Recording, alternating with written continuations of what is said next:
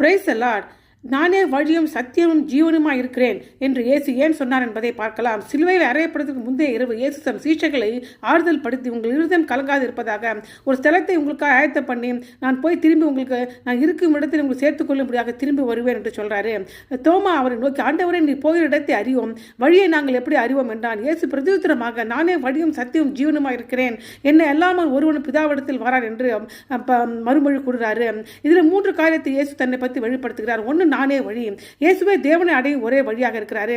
பழைய ஏற்பாட்டின் நியாயபரமான பலிகள் மற்றும் ஆலயத்தின் வழியாக தேவனை அடைய வழி இருந்தது. ஆனால் இயேசு தற்போது பிதாவை சென்றடைய வழி மதம் அல்ல, நல்ல செயல் அல்ல, பாரம்பரியம் அல்ல, தானே அதற்கு வழி என்று அறிவிக்கிறாரு.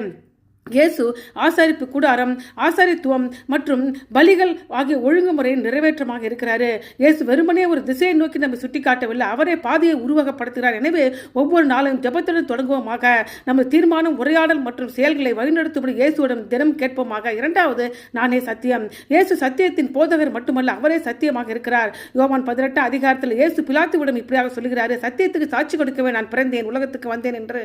மற்றும் மாறும் கருத்துக்கள் மற்றும் ஏமாற்றத்தின் உலகின் சத்தியத்தின் இறுதி தரமாக இயேசுவை நாம் பற்றிக்கொள்வோமாக. ஒவ்வொரு நம்பிக்கையும் நம்முடைய உணர்வுகளையும் சித்தாந்தத்தையும் அவருடைய வார்த்தைக்கு எதிராக நம்ம சோதித்து பார்ப்போமாக. அவருடைய சத்தியம் நம்மை திருத்தவும் வழிநடத்தவும் நம்ம சிந்தையை புதுப்பிக்கவும் அனுமதிப்போமாக.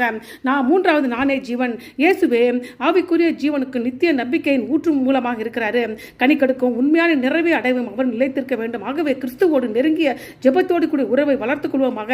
நமது சோதனைகள் இருந்த வாழ்க்கைகள் ஆவிக்குரிய ரீதியாக நம்ம சோர்வடையும் போது பலனுக்காக அவரே சார்ந்து கொள்வோம். இயேசுவை வழியாகவும் சத்தியமாகவும் ஜீவனமாக இருக்கிறார் என்று ஏற்றுக்கொள்வது ஒரு முறை எடுக்கும் முடிவு அல்ல, ஆனால் தினசரி அது பயணமாகும். ஆகவே தொடர்ந்து இயேசுவை பின்பற்றுவோமாக, அவருடைய வழிநடத்தலை தேடுவோமாக, அவருடைய பிரசன்னத்தை நம்ம வாழ்க்கையில் ஒவ்வொரு அம்சத்தையும் வடிவமைக்க அனுமதிப்போமாக. ஆமென்.